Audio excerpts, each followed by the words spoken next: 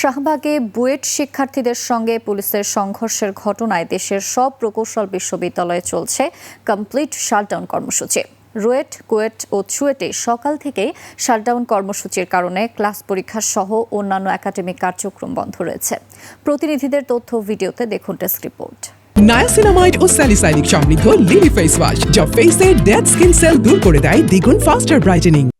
আন্দোলনরত প্রকৌশল শিক্ষার্থীদের ওপর পুলিশের হামলার পর ঘোষিত কর্মসূচি হিসেবে সারা দেশে প্রকৌশল বিশ্ববিদ্যালয়ের শিক্ষার্থীরা কমপ্লিট শাটডাউন কর্মসূচি অব ইঞ্জিনিয়ার্স কর্মসূচি পালন করছে।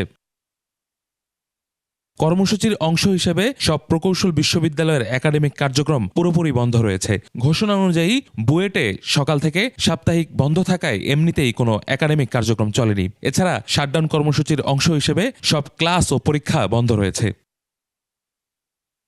শিক্ষার্থীদের উপর হামলার প্রতিবাদ ও ৩ দফা দাবিতে মহাসড়ক অবরোধ করে বিক্ষোভ করেছে রাজশাহী বিশ্ববিদ্যালয়ের প্রকৌশল অনুষদের শিক্ষার্থীরা। দুপুর 12:15টার দিকে বিশ্ববিদ্যালয়ের বিজ্ঞান ভবনের সামনে থেকে বিক্ষোভ মিছিল বের করে। মিছিলটি ক্যাম্পাস প্রদক্ষিণ করে বিশ্ববিদ্যালয়ের প্রধান ফটকের সামনে রাজশাহী ঢাকা মহাসড়কের অবস্থান নেয়। প্রায় 1.5 ঘন্টা অবরোধ করে রাখে ঢাকা রাজশাহী মহাসড়ক। এদিকে কমপ্লিট শাটডাউন কর্মসূচির অংশ হিসেবে ক্লাস পরীক্ষা বন্ধ রয়েছে রাজশাহী প্রকৌশল ও প্রযুক্তি বিশ্ববিদ্যালয়ে। ক্যাম্পাসের সব একাডেমিক কার্যক্রম, ক্লাস পরীক্ষা বন্ধ রয়েছে।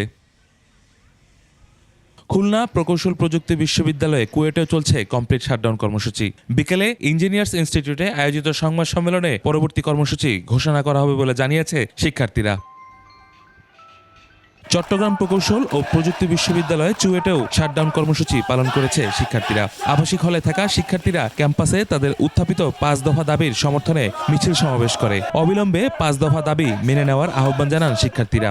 এর আগে বুধবার চুয়েট শিক্ষার্থীরা চট্টগ্রাম মহানগরীর 2 নম্বর 16 শহর রেলগেট এলাকায় বিক্ষোভ সমাবেশ করে। ইউসুফ হাসান নাইম, 21 টেলিভিশন।